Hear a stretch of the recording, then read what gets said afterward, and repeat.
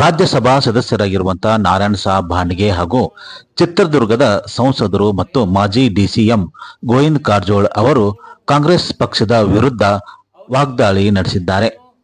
ಮುಖ್ಯಮಂತ್ರಿ ಸಿದ್ದರಾಮಯ್ಯ ಸೇರಿದಂತೆ ಇತರ ಮುಖಂಡರ ಮೇಲೆ ಹರಿಹಾಯ್ದಿದ್ದಾರೆ.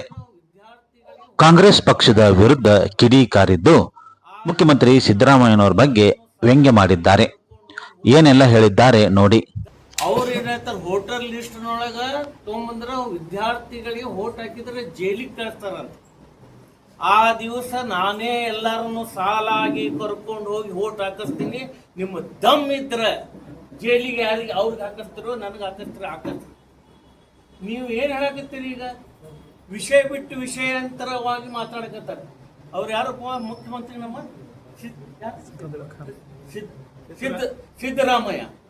ಸಿದ್ದರಾಮಯ್ಯ ಮುಖ್ಯಮಂತ್ರಿ. ಇಲ್ಲಿ ನನಗೆ ಹಿಂದೂ ಹೋಟೆಲೇ ಬೇಡ ಅಂತ ಹೇಳಿದ್ರು.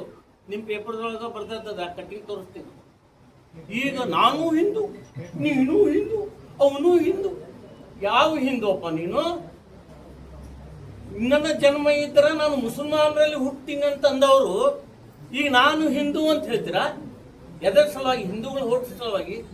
ಮುಂದಿನ ಜನ ಮನುಷ್ಯರಾಗಿರೋ ಹುಡ್ತಿರೋ ಇಲ್ಲೋ ಯಾರಿಗೆ ಗೊತ್ತು? ನೀವು ಇದೇ ಜನ್ಮದಾಗ ಆಗ್ಬಿಡ್ರಿ. 5 ಮಿನಿಟಿನ ಕೆಲಸದು ಮುಸಲ್ಮಾನರಾಗೋದು ಇದೇ ಜನ್ಮದಾಗ ಆಗ್ಬಿಡ್ರಿ. ನಾನು ಹಿಂದೂ. ಯುಗಾದಿ ಪಾಡ್ಯ ದಿವಸ ಮಾಂಸ ತಿಂತಾರಂತ, ಮತ್ತೆ ಯಾವುದು ಶಿವರಾತ್ರಿಗೂ ತಿಂತಾರಂತ. ಬೇಕ ಸ್ಮಶಾನದಾಗೂ ಹೋಗಿ ತಿನ್ರಲ್ಲ. ನಿಮಗೆ ಯಾರು ಬೇಡ ಅಂದಾರ? ನಾವೇನು ಬೇಡ ಅಂದಿವಿ? ತಿನ್ಬಾರ್ದಂತ ಯಾರು ಹೇಳಿಲ್ಲ. ಆದ್ರೆ ಈಗ ಯಾಕೆ ನಾನು ಹಿಂದೂ ಹಿಂದೂಗಳ ಹೋಟ್ ಬೇಡ ಅಂತಂದವ್ರಲ್ರಿ ನೀವು. ನಿಮಗೆ ಹೇಗೆ ಹಿಂದೂಗಳ ಹೋಟ್ ಹಾಕ್ತಾರ? ನೀವು ಔರಂಗಜೇಬ ಮತ್ತು ಬಾಬರನ ವಂಶಸ್ಥರು, ಶಿವಾಜಿಯ ವಂಶಸ್ಥರು ಅಲ್ಲ. ನೀವು ಟಿಪ್ಪು ಸುಲ್ತಾನರ ವಂಶಸ್ಥರದಿರಿ. ನೀವು ಈಗ ಹಿಂದೂಗಳು ಆಗಿದ್ರೆ ಹಿಂದೂ ಅಂತ ಜನ ಒಪ್ಪಂಗಿಲ್ಲ. ನಿಮ್ಮ ಮೊಯ್ನೋ ಅಂಟೋನಿ ಮೊಯ್ನೋ ನಿಮ್ಮ ನಾಯಕರು, ಅವರು ದೇಶದ ಇನ್ನೂ ನಾಗರಿಕರೇ ಆಗಿರ್ಲಿಲ್ಲ. ಅವಾಗ ವೋಟರ್ ಲಿಸ್ಟ್ ಆಗಿ ಹೆಸರು ಹೆಂಗ್ ಬಂತವ್ರದ್ದು? ದೇಶದ ನಾಗರಿಕರೇ ಆಗಲಿಲ್ಲ. ಸೋನಿಯಾ ಗಾಂಧಿ ಅವರು ಅವಾಗ ವೋಟರ್ ಲಿಸ್ಟ್ ನಲ್ಲಿ ಅವ್ರ ಹೆಸರು ಬಂದದಲ್ರಿ. ಸ್ವಲ್ಪ ನೆನಪು ಮಾಡ್ಕೋ ಅಂತಂದ್ರಿ. ಏನಾರ ಸ್ವಲ್ಪ ಸಿದ್ದರಾಮಯ್ಯ ಅಂತ ಹಂಗದಾನೆ ಇದು ಎಲ್ಲರಿಗೂ ಗೊತ್ತು. ನೀವು ಏನಾರ ಸ್ವಲ್ಪ ಇರಬೇಕು ಅಂತ ಮಾಡಿದ್ದ. ಯಾಕಂತಂದ್ರೆ ವಿಧಾನಸಭೆಯಲ್ಲಿ ನಮಸ್ತೆ ಶ್ರಾವಸಲೆ ಅಂತ ಹೇಳಿದ್ಮ್ಯಾಗ ಸ್ವಲ್ಪ ಏನಾರ ಎಲ್ಲರ ಅಂಶ ಇರ್ಬೇಕಂತ. ಇಂಥ ಮಾತು ಜೈಲಿಗೆ ಹೋದವ್ರ ಮಾತಾಡ್ತಾರೆ, ಬೇಲ್ ಮ್ಯಾಗ ಇದ್ದವ್ರ ಮಾತಾಡ್ತಾರೆ. ಇಂಥ ಭಾಷೆ ಉಪಯೋಗ ಮಾಡಬಾರ್ದು. ನಮ್ಮ ಗೌರವಕ್ಕೆ ತಕ್ಕಂತೆ ಭಾಷೆ ಉಪಯೋಗ ಮಾಡಬೇಕು. ನಾವು ಯಾವುದೇ ಕಾನೂನು ಬಾಹಿರವಾಗಿ ಡಬಲ್ಲು ಖೋಟಾ ವೋಟ್ಗಳನ್ನು ಹಾಕಿಸೋದಿಲ್ಲ. ಅದಕ್ಕಾಗಿ ನಾವೇ ಹಾಕಿಸ್ತೀವಿ. ನೀವು ಹೇಳಿದ್ರಲ್ಲ ವಿದ್ಯಾರ್ಥಿಗಳಿಗೆ ಜೈಲಿಗೆ ಕಳಿಸ್ತೀನಿ ಅಂತ, ನಾನೇ ಸಾಲಾಗಿ ನಿಂದಿಸಿ ಹಾಕ್ತೀನಿ, ಅವ್ರಿಗೆ ಸವಾಲಿಗೆ ಹಾಕ್ತೀನಿ, ಅವ್ರು ಬಂದು ನಿಂದಿರ್ಬೇಕು. ಕಾಂಗ್ರೆಸ್ ಅಧ್ಯಕ್ಷರು, ರಾಜ್ಯದ ಉಪಮುಖ್ಯಮಂತ್ರಿಗಳಾದ DK ಶಿವಕುಮಾರ್ ಅವರು ಹೇಳ್ತಾರೆ, ಕಾಂಗ್ರೆಸ್ಸಿನ ರಾಷ್ಟ್ರೀಯ ನಾಯಕರು ಉಸ್ತುವಾರಿಗಳಾದ ಸುರ್ಜೇವಾಲಾ ಅವರು ಹೇಳ್ತಾರೆ, ಯುವಕರು ಕಾಲೇಜ್ ಸ್ಟೂಡೆಂಟ್ಸು ಅವ್ರು ವೋಟ್ ಹಾಕಿದ್ರೆ ಅವ್ರನ್ನ ಅರೆಸ್ಟ್ ಮಾಡ್ತೇವೆ, ಬಂಧಿಸ್ತೀವಿ ಅಂತಕ್ಕಂಥ ಭಯವನ್ನೇನು ಸೃಷ್ಟಿ ಮಾಡ್ತಾ ಇದ್ದೀರಲ್ಲ, ಇದು ಪ್ರಜಾಪ್ರಭುತ್ವಕ್ಕೆ ಅಪಾಯಕಾರಿ. ನೀವು 3 ದಿನದ ಕುರ್ಚಿ ಇರೋರು, ಆದರೆ ಪ್ರಜಾಪ್ರಭುತ್ವ ಶಾಶ್ವತವಾಗಬೇಕಾಗ್ಯದ. ಈ ದೇಶದ ಸಂವಿಧಾನ ಎಲ್ಲರಿಗೂ ಅವಕಾಶವನ್ನು ಕೊಟ್ಟಿದೆ. ನಾನು ಸಿದ್ದರಾಮಯ್ಯನವರಿಗೆ, DK ಶಿವಕುಮಾರ್ ಅವರಿಗೆ ಹೇಳಲಿಕ್ಕೆ ಬಯಸ್ತೇನೆ, ಫಾರ್ಮ್ 6 ಅದರಲ್ಲಿ ಗೈಡ್ಲೈನ್ಸ್ ಇದೆ, 7C ಅಲ್ಲಿ ಗೈಡ್ಲೈನ್ಸ್ ಇದೆ, ಚುನಾವಣೆ ಆಯೋಗದವ್ರದ್ದು ಗೈಡೆನ್ಸ್. ಅದು ಯಾವ ವ್ಯಕ್ತಿ ತಮ್ಮ ವಿಳಾಸವನ್ನು ಕೊಟ್ಟು ಆಧಾರ್ ಕಾರ್ಡನ್ನು ಕೊಟ್ಟು ವೋಟರ್ ಲಿಸ್ಟ್ನಲ್ಲಿ ಸೇರಿಸಿದಾರ ಅವರಿಗೆ ಒಂದು ಚುನಾವಣೆಯಲ್ಲಿ ಒಂದೇ ಕಡೆ ಮತದಾನ ಮಾಡಲಿಕ್ಕೆ ಅವಕಾಶ ಇದೆ. ಈಗ ಒಂದೇ ಕಡೆ ಅವಕಾಶ ಇರತಕ್ಕಂಥದ್ದು ಬಾಗಲಕೋಟೆಯಲ್ಲಿ ನಮ್ಮ ವಿದ್ಯಾರ್ಥಿಗಳು, ಸಾವಿರಾರು ವಿದ್ಯಾರ್ಥಿಗಳಿದ್ದಾರೆ.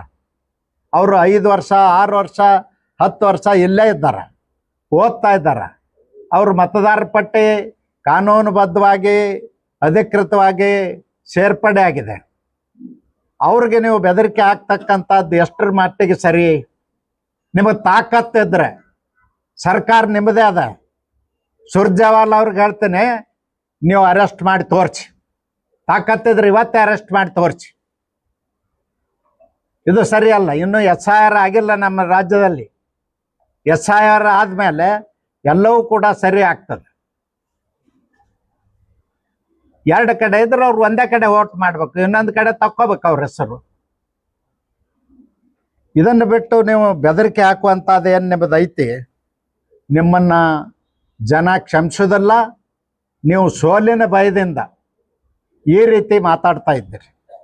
ಸೋಲಿನ ಭಯದಿಂದ ಹೆಣ್ಣು ಮಕ್ಕಳಿಗೆ ಮನೆ ಮನೆ ಕಳಿಸಿ, ಅಂಗನವಾಡಿ ಕಾರ್ಯಕರ್ತರನ್ನ, ಆಶಾ ಕಾರ್ಯಕರ್ತರನ್ನ, ಕೆಲವು ಸರ್ಕಾರಿ ನೌಕರನ್ನ ಉಪಯೋಗ ಮಾಡಿಕೊಂಡು ಮನೆ ಮನೆ ಕಳಿಸಿ ನೀವು ಕಾಂಗ್ರೆಸ್ಸಿಗೆ ಓಟ್ ಹಾಕದೇ ಇದ್ರೆ ನಿಮ್ಮ 5 ಗ್ಯಾರಂಟಿಗಳು ರದ್ದಾಗ್ತಾವತ್ತು ಭಯ ಹುಟ್ಟಿಸ್ತಾ ಇದ್ದಿರಲ್ಲ.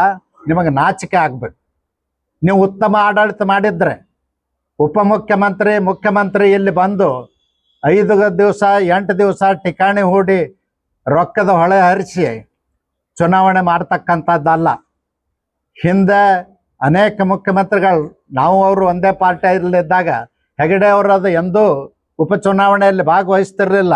ಅದಕ್ಕೆ ಸಿದ್ದರಾಮಯ್ಯನವರು ಅವ್ರ ಗರಡಿಯಲ್ಲಿ ಬೆಳೆದಂಥವ್ರು, ಪಟೇಲ್ರ ಗರಡಿಯಲ್ಲಿ ಬೆಳೆದಂಥವ್ರು, ಅವ್ರಿಗೇನಾದ್ರೂ ಕಿಂಚತ್ತು ಮರ್ಯಾದೆ ಇದ್ದರೆ ಈ ಉಪಚುನಾವಣೆಗೆ ಬಂದು ವಾರಗಟ್ಟಲೆ ಕೂತು ರೊಕ್ಕದ ಹೊಳೆ ಹರಿಸಿ, ಹೆಂಡದ ಹೊಳೆ ಹರಿಸಿ ಗೆಲ್ತಕ್ಕಂಥ ಪ್ರಯತ್ನ ಮಾಡೋದು ನಿಮಗೆ ಶೋಭೆ ತರುವುದಿಲ್ಲ. ಮೊನ್ನೆ ದಿನ ಮುಖ್ಯಮಂತ್ರಿಗಳು, ನಿನ್ನೆ ದಿನ ಉಪಮುಖ್ಯಮಂತ್ರಿಗಳು ಅವ್ರ ಹೇಳಿಕೆಗಳನ್ನ ನೋಡಿದಾಗ ಬಹುಶಃ ಪ್ರಜಾಪ್ರಭುತ್ವಕ್ಕೆ ಗಂಡಾಂತರ ತಂದೊಡ್ಡುವಂಥ ಮಾತುಗಳನ್ನ ಆಡ್ತಾ ಇದ್ದಾರೆ. ರಾಹುಲ್ ಗಾಂಧಿ ದೇಶದಲ್ಲಿ ಕಾಂಗ್ರೆಸ್ ಸೋತ ಮೇಲೆ ಚುನಾವಣೆ ಆಯೋಗದ ಮೇಲೆ ಆರೋಪ ಮಾಡಿದರು. ಎಲೆಕ್ಟ್ರಾನಿಕ್ ಮಷಿನ್ಗಳ ಮೇಲೆ ಆರೋಪ ಮಾಡಿದರು. ಹಾಗಾದ್ರೆ ಸಿದ್ದರಾಮಯ್ಯನವರೇ ನೆನಪು ಮಾಡಿಕೊಳ್ಳಿ, 2023ರಾಗ ಕಾಂಗ್ರೆಸ್ ಗೆದ್ದು 136 ಸೀಟ್ಗಳನ್ನು ಪಡೆದು ನೀವು ಮುಖ್ಯಮಂತ್ರಿ ಆಗುವಾಗ ಚುನಾವಣೆ ಆಯೋಗ ಸರಿ ಇತ್ತು. ನಿಮ್ಮ ಪಕ್ಷ ಎಲ್ಲೆಲ್ಲಿ ಸೋಲ್ತದ ಅಲ್ಲಲ್ಲಿ ನಿಮ್ಮ ನಾಯಕ ಶ್ರೀ ರಾಹುಲ್ ಗಾಂಧಿ ಅವರು ಸುಳ್ಳು ಆರೋಪಗಳನ್ನ ಮಾಡೋದ್ರ ಜೊತೆಯಲ್ಲಿ ಪ್ರಜಾಪ್ರಭುತ್ವದ ವ್ಯವಸ್ಥೆಗೆ ಧಕ್ಕೆಗೊಳಿಸಿ ರಾಜ್ಯದಲ್ಲಿ, ದೇಶದಲ್ಲಿ ಅರಾಜಕತೆ ಹುಟ್ಟಿಸುವಂಥ ಪ್ರಯತ್ನವನ್ನು ಮಾಡ್ತಾರೆ. ನಾನು ನಿಮಗೆ ಎಚ್ಚರಿಕೆ ಕೊಡ್ತೀನಿ, ನೇಪಾಳದಲ್ಲಿ ಮತ್ತು ನಮ್ಮ ನೆರೆಹೊರೆ ರಾಜ್ಯಗಳಲ್ಲಿ ಜನ ದಂಗೆ ಎದ್ದಿರ್ತಕ್ಕಂಥದ್ದು ನೆನಪು ಮಾಡಿಕೊಡ್ತೀನಿ. ಯುವಕರು ದಂಗೆ ಎದ್ದಿರ್ತಕ್ಕಂಥದ್ದು ನೆನಪು ಮಾಡಿಕೊಡ್ತೀನಿ. ನೀವು ಪ್ರಜಾಪ್ರಭುತ್ವಕ್ಕೆ ಅಣಕಿಸೋ ರೀತಿಯಲ್ಲಿ ನಿಮ್ಮ ನಡವಳಿಕೆ ಇರಬಾರ್ದು ಅಂತೇಳಿ ಎಚ್ಚರಿಕೆ ಅಂದ್ಕೊಂಡು ನಾನು ಈ ಸಂದರ್ಭದಲ್ಲಿ ಸಿದ್ದರಾಮಯ್ಯನವ್ರು ಕೇಳಲಿಕ್ಕೆ ಬಯಸ್ತೇನೆ. ನಮ್ಮ ಅಭ್ಯರ್ಥಿ, ಭಾರತೀಯ ಜನತಾ ಪಕ್ಷದ ಅಭ್ಯರ್ಥಿ ವೀರಣ್ಣ ಚರಂತಿಮಠರು ನಮ್ಮ ಸರ್ಕಾರ ಇದ್ದಾಗ, ಅವರು ಶಾಸಕರಿದ್ದಾಗ ಏನು ಕೆಲಸ ಕಾರ್ಯಗಳನ್ನು ಮಾಡಿದ್ದೀನಿ ಅನ್ನೋದು ಯಾದಿ ನಿಮ್ಮ ಮುಂದೆ ಇಟ್ಟಾರೆ, ಪ್ರಿಂಟ್ ಮಾಡಿ ಬುಕ್ಲೆಟ್ನಲ್ಲಿ ಹಂಚಿದ್ದಾರೆ.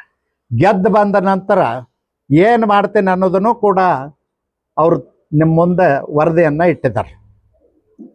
ನೀವು ಮಾಡಿ, ನಿಮ್ಮ ಸರ್ಕಾರದೆಲ್ಲ 3 ವರ್ಷ ಏನೇನು ಕೆಲಸ ಮಾಡಿರಿ, ನಿಮ್ಮದೇ ಶಾಸಕರಿದ್ದರು ಏನು ಕೆಲಸ ಮಾಡಿರಿ, ಈ ರಾಜ್ಯಕ್ಕೆ, ಈ ದೇಶಕ್ಕೆ ಅಲ್ಲ, ಈ ರಾಜ್ಯಕ್ಕೆ, ಈ ಜಿಲ್ಲೆಗೆ ನೀವು ಏನೇನು ಮಾಡಿದ್ರಿ ಅನ್ನೋದು ಹೇಳಬೇಕು. ಅದರಲ್ಲೂ ವಿಶೇಷವಾಗಿ ಬಾಗಲಕೋಟೆ ವಿಧಾನಸಭಾ ಕ್ಷೇತ್ರಕ್ಕೆ ನೀವು ಏನು ಮಾಡಿದ್ರಿ ಅನ್ನೋದು ಹೇಳಬೇಕು. ಚುನಾವಣೆ ಬಂದಾಗ ಒಮ್ಮೆ ಗಿಮಿಕ್ ಮಾಡಿ ಮೋಸ ಮಾಡ್ತಕ್ಕಂಥ ಕೆಲಸ ಬಿಡಿ, ಮಾಡಿ. ನಾವು ಏನು ಮಾಡಿದ್ದೀವಿ ಅನ್ನೋದು ಹೇಳಿದ್ವಿ, ಏನು ಮಾಡ್ತೀವಿ ಅನ್ನೋದು ಕೂಡ ಇವತ್ತು ನಿಮ್ಮ ಮುಂದೆ ವರದಿಯನ್ನು ಮಂಡಿಸಿದ್ದೀವಿ. ನೀವು ಮಾಡಿ, ವರ್ಕೇನು ವ್ಯತ್ಯಾಸ ಆಗೋದಿಲ್ಲ. ನಿಮ್ಮ ಕುರ್ಚಿಗೆ ವ್ಯತ್ಯಾಸ ಆಗ್ತಿದ್ರೆ ನಿಮ್ಮ ಪಕ್ಷದವರೇ ಏನು ನಿಮಗೆ ತೆಗಿಬೇಕು ಅಂತ ಸಂಚು ಹೂಡಿದಾರ, ಅವರಿಂದ ಅಪಾಯದ ಹೊರತು ಈ 2 ಬಾಯ್ ಎಲೆಕ್ಷನ್ನಿಂದ ನಿಮ್ಮ ಚುನಾವಣೆ, ನಿಮ್ಮ ಕುರ್ಚಿಗೆ ಕಂಟಕ ಇಲ್ಲ ಅಂತೇಳಿ ಹೇಳಲಿಕ್ಕೆ ಬಯಸ್ತೀನಿ. ಮತ್ತು ನಾವು ಈಗಾಗಲೇ ಚುನಾವಣೆ ಆಯೋಗಕ್ಕೂ ಕೂಡ 3 ಬಾರಿ ಅರ್ಜಿಗಳನ್ನ ಕೊಟ್ಟು ನಮ್ಮ ಪಾರ್ಟಿಯಿಂದ ನಾವು ದೃಢೀಕರಣ ಕೂಡ ಮಾಡಿಸಿದೆವು. ಮತದಾರರ ಪಟ್ಟಿಯನ್ನು ನಾವು ಮಾಡಿದೆವು. ಅಧಿಕೃತವಾಗಿ ನಿಮಗೆ ತೋರಿಸ್ತಾ ಇದ್ದೀನಿ. ನೀವೇ ಪ್ರಿಂಟ್ ಮಾಡಿ ಕಳಿಸಿದಂಥ ಪತ್ರಿಕೆಗಳು.